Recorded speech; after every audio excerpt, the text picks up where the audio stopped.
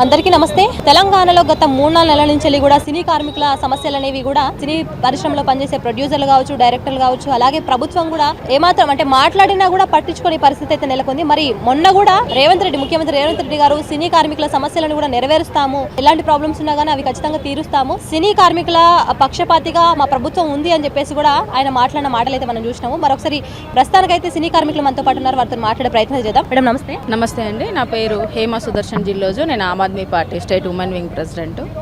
నేను as a యాక్టర్గా, ప్రొడ్యూసర్గా, డిస్ట్రిబ్యూటర్గా కూడా ఉన్నాను. సో ఈ చిత్రపూరి కాలనీ సమస్య అనేది గత 10-15 సంవత్సరాలుగా రన్ అవుతూనే ఉంది. ఇప్పటిదాకా ఆ సమస్యను అనేది ఎవరు తెలంగాణ తెచ్చుకున్నాక కూడా వచ్చేసి మనకి దాన్ని సమస్యలు అనేది తీరకుండా ఉంది.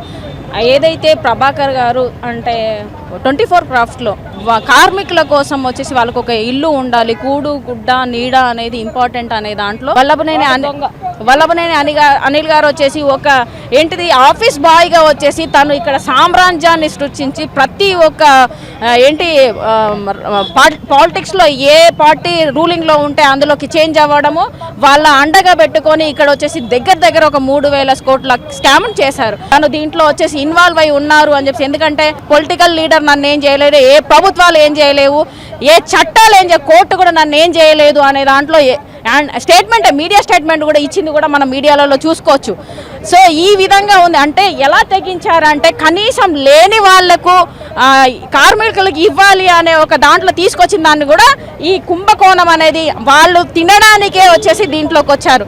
చిత్రపూరి కాలనీని వెంటనే వచ్చేసి ఇప్పుడు ఆల్రెడీ సీఎం రేవంత్ రెడ్డి గారికి కూడా దీని మీద సమస్యల మీద చెప్పారు, దాని మీద దృష్టి పెట్టారు అని చెప్పి చెప్తారు. రేవంత్ రెడ్డి గారు కూడా దీని మీద చర్య తీసుకొని ముఖ్యంగా సినీ కార్మికులు చాలా ఏంటి వాళ్ళు లైట్ మ్యాన్స్ కానీ అంటే 24 క్రాఫ్ట్లో కొంతమంది చాలా లోగా ఉంటారు, డైలీ కూలీ తీసుకొని పనిచేసే వాళ్ళు ఉంటారు, వాళ్ళకి 100% న్యాయం చేయాలని చెప్పేసి కోరుకుంటున్నాము. అలాగే వచ్చేసి ఫిలిం ఛాంబర్ వచ్చేసి కాల పరిమితి అయిపోయింది, కమిటీ దాన్ని కూడా రద్దు చేసేసి మళ్ళీ కొత్త కమిటీ చేయాలి అని చెప్పేసి మేము ఇక్కడ వచ్చి ధర్నా కోసం వచ్చాము.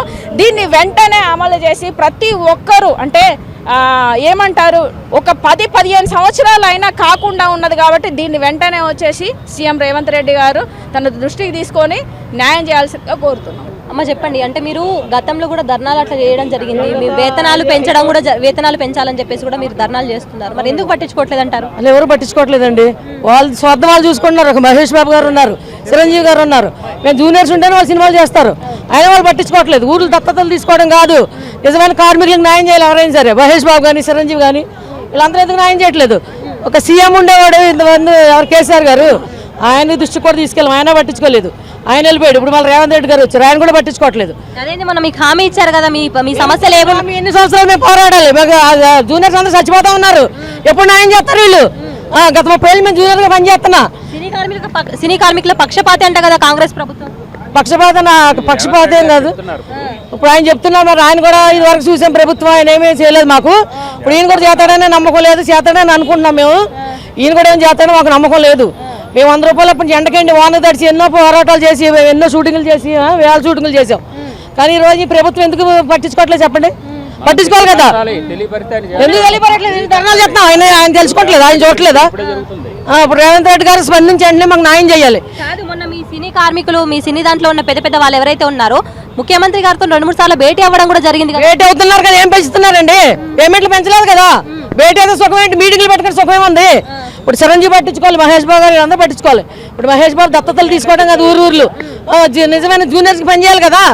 ఆయన ఇప్పుడు ఆయన చేయకపోతే మరి మేము చేసే జూనియర్ ఆర్టిస్టులు మేము ఇప్పుడు మేము పని చేస్తేనే ఆయన సినిమా తెస్తాడు. ఆయన ఎందుకు పట్టించుకోవట్లేదు? ఊర్లోనే దత్తతలు తీసుకోవడం కాదు. ఇప్పుడు చిరంజీవి గారు ఎందుకు పట్టించుకోవాలి? సినీ ఇండస్ట్రీకి వాళ్ళిద్దరు పెద్ద, చిరంజీవి గారు పెద్ద కదా, ఇప్పుడు ఆయన పట్టించుకోవాలి కదా. ఆయన హామీ ఇచ్చాడు, ఆయన ఇంటికి వెళ్ళాము మేము, ఎన్నో అరెస్టులు అయ్యాం మేము, అసెంబ్లీ ముట్టడి చేసాము, ఎన్నో ధర్నాలు చేసాం, 5 ఏళ్ళ నుంచి చేస్తున్నాం కదా. ఏ ఒక్కరు పట్టించుకున్న వాళ్ళు లేరు మమ్మల్ని. మేమేమో చెప్పండి, ఎలా గడుతుందని? కూలి పనికి వెళ్ళి బతుకుతున్నాను నేను, మాల్ పనికి వెళ్తున్నాను నేను, మాకు అంత కర్మే పట్టింది చెప్పండి ఆర్టిస్టులు. మేము అడేమో ఒక రోజు ఎండకేండా వాన తడిచాడా, ఎండకేండి వాన తడిచి మేము నిజమైన కార్మికులు మేము. అసలు ఇండస్ట్రీలో ఉంటాకి వీలేవాడు.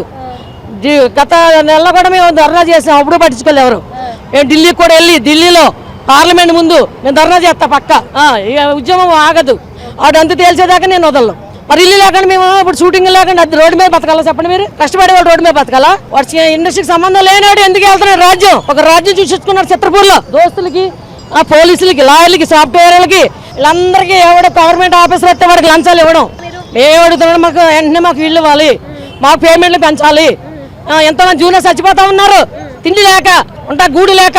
మరి ఎన్నో రేవంత్ రెడ్డి గారు స్పందించండి, లేదనుకో ఎన్నో ఢిల్లీకి వెళ్తాం మేము.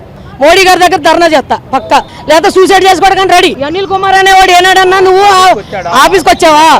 నువ్వు లెక్కలు చూసావా? నువ్వు పేమెంట్లు ఇచ్చావా? నీకేం హక్కుందిరా? అసలు ఎవడో పోటీ చేస్తా మా ఆఫీస్కి వచ్చి? అసలు ఆడు ఎవడో జూనియర్ ఆర్టిస్ట్ కేజీ అంటాడు ఎవడా? అసలు ఒక్క రోజు ఆడు షూటింగ్ చేసింది లేదు మేడం. వాడు ఎవడ అసలు చెప్పండి? వాడు చెప్పులు లేకుండా తిరిగి వాడాడు. ఇప్పుడు ఇక్కడ మొత్తం రాజ్యం అంతా గుప్పట్లో పెట్టుకుని వెళ్తున్నాడు రాజ్యవాడు. వాడు రాజ్యం కూలగొడతా పక్క ఢిల్లీకి వెళ్ళాడు, అంతూ తేల్సింది వదలు మేడం. వల్లభనేని అనిల్ కుమార్ అనే వ్యక్తి జూనియర్ ఆర్టిస్ట్కి ఆయన వచ్చిన 7-8 సంవత్సరాల్లో ఏదైనా న్యాయం చేసాము అంటే మామూలుగా కనీసం ఏ మంత్రినైనా అడగండి, ఏ రాజకీయ నాయకుడినైనా అడగండి, కానీ ఒక లేబర్కి ఏం చేసింది లేదు. ఆయన ఓటు వేసి నెగ్గటం, దొంగ ఓట్లతో మామూలుగా ఉండటం. దాని తర్వాత ఆయన ఏంటంటే మళ్ళీ ఆఫీస్ కూడా కాదు, వాళ్ళు నాన్ నెంబర్లు వేసుకుని మీ ఇష్టారాజ్యం చేసుకుని రౌడీయిజం చేయటం. లేబర్ ఏమైపోతారమ్మా? అక్కడ చిత్రపూర్లో ఉంటే అదే గొడవ. ఏళ్ల పేర్ల మీద వేరే పేర్లు తీసుకుంటాం, ఇల్లు అమ్ముకుంటాం. ఆయన చేసే పద్ధతి మామూలుగా ఈ రాజకీయ నాయకులకు నచ్చుతుందా? అది తప్పు అని మాట్లాడడానికి వాళ్ళకి షూటింగ్లు చెప్పరు. వాళ్ళు న్యాయంగా ఉన్న వాళ్ళకి షూటింగ్ చేసే వాళ్ళకి మట్టికి మొత్తం కట్ చేస్తారు. ఆ భయంతో ప్రతి ఒక్కడూ రావటం జరుగుతలేదు. చాలా ఇబ్బంది పడుతున్నారు. వాళ్ళకి షూటింగ్కి వెళ్తేనే కానీ పొట్ట గడవదు వాళ్ళకి. అలాంటి ఇబ్బందుల్లో ప్రతి ఒక్క డబ్బు ఉన్నదని నాలుగుగా ప్రతి ఒక్కరిని భుజాన వేసుకుని ప్రతి నాయకుడికి మామూలుగా ఒక ఎస్ఐ తోటి గవర్నమెంట్ ఆసుపత్రికి గవర్నమెంట్ వాళ్ళు కూడా మామూలుగా డబ్బులు కట్టి ఫెడరేషన్ చేతిలో పెట్టుకుని మామూలుగా అదే ప్రకారంగా మేము ఏదైనా కంప్లైంట్ ఇచ్చామనుకో 10-15 రోజులు కాదు కదా, నెలల తరపునైనా కూడా మాకు న్యాయం జరగదు. అక్కడ ప్రతి ఓడు కూడా వెళ్ళటం, తిరిగి రావటం. ఒక్కొక్కరికి మన పేమెంట్ల గురించి అని కొన్ని లెటర్లు పెట్టి వచ్చాం. ఒక్కొక్క వ్యక్తి మీద సంవత్సరం పేమెంట్లు ఉండి 35,000, 40,000. మేము మామూలుగా ఏంటి ఈ పేమెంట్లు అని అడిగితే మామూలుగా వెళ్ళి కంప్లైంట్ చేసుకోండి. ఎక్కడ లేబర్ కమిషనర్ దగ్గరికి వెళ్ళండి. ఈయన ఆఫీస్కి రాడు, పట్టించుకోడు. ఈయనకి పదవులు కావాలి, లేబర్ కొట్టాలి ఆయన పొదేసినంత. మరి ఇప్పుడు మీరు 3-4 నెలల నుంచి మీరు పనులు చేస్తలేరు, పోతలేరు, షూటింగ్స్కి వెళ్తున్నారా? మీరు ఎట్లా గడుస్తుంది మరి? మీకు వెళ్ళరమ్మా. మామూలుగా ఏంటంటే వాళ్ళ ఓటుకు ఉన్న వాళ్ళు పాత నాన్ నెంబర్ తీసుకెళ్తే వాళ్ళకి 300 రూపాయలు ఇస్తాడు. వీళ్ళకి వెళ్తే 700-800 కమిషన్ ఇవ్వాలి. అవి కూడా ఎప్పుడు ఇస్తాడో తెలియదు. సంవత్సరం పడుద్ది, 2 సంవత్సరాలు పడుద్ది. కానీ ఆ పేమెంట్లు కూడా ఒకసారి ధర్నా కాక నలుగురు వస్తే వాళ్ళకి మళ్ళీ వాళ్ళని పొట్టలు కొట్టతాడు. కానీ ఈయనకి ఆఫీసుకి సంబంధం లేని వ్యక్తి దొంగ ఓట్లతో నెగ్గుతాడు. పోలీస్ స్టేషన్లో కూడా మేము 1500 కార్డులు ఇచ్చాం, వాళ్ళు రసీదులు కూడా ఇచ్చారు. అది కూడా ప్రభుత్వం పట్టించుకోకపోతే ఈరోజు రేవంత్ రెడ్డి గారు ఏమైనా చేస్తానంటే నిన్న ఏమన్నారు మీటింగ్లో కనుక మేము ప్రతి ఒక్కరిని న్యాయం చేస్తానని చెప్పారు ఆయన. కానీ ఆయన చెప్పడం మా ధర్మం, మేము చెప్పాలంతే. ఇక్కడ వచ్చిన బాధ ఏంటంటే అనిల్ గారు డబ్బులు ఇచ్చేసి అధికారులందరినీ కూడా కొనేశారు. గతంలో ఉన్నటువంటి బ్రహ్మయ్య గారు కానీ అదేవిధంగా రఘునందన్ రావు గారిని, అంటే ఇక్కడ కోఆపరేటివ్ సొసైటీ సెక్రటరీ దగ్గర నుంచి పోలీసు అధికారుల వరకు అందరికీ కావాల్సిన డబ్బులు, అందరికీ కావాల్సిన మద్యం, అందరికీ కూడా అమ్మాయిని సప్లై చేసి అందరితో కూడా ఆయన చేయాల్సినటువంటి అద్భుతమైనటువంటి జిమ్మిక్కులు చేస్తూ ఉండని చెప్పేసి బయట ఆరోపణ. అంటే ఎందుకని ఇంతమంది పేదవాళ్ళంతా రోడ్డు మీద పోరాడుతున్నా కూడా ప్రభుత్వం ఎందుకు రెస్పాండ్ అవ్వట్లేదు? ఆయన దగ్గర డబ్బు ఉంది, 3,000 కోట్ల రూపాయల స్కామ్ అది. ఎవరడిగినా వాళ్ళు డబ్బులు ఇచ్చేసేయడం, ఎవరడిగినా కూడా వాళ్ళకి ఏం కావాలో అమ్మాయిని సప్లై చేయడం, డబ్బులు పంపిణీ, ఇవన్నీ కూడా బయట విమర్శలు వస్తూ ఉన్నాయి. మేము పోరాడుతున్నాం కాబట్టి మాకేం తెలుస్తుంది అవన్నీ కూడా. మేము పేదవాళ్ళుగా, సామాన్యులుగా మాకు పోరాటం ఒకటే తెలుసు, ఇంకా వేరేం తెలియదు అనమాట.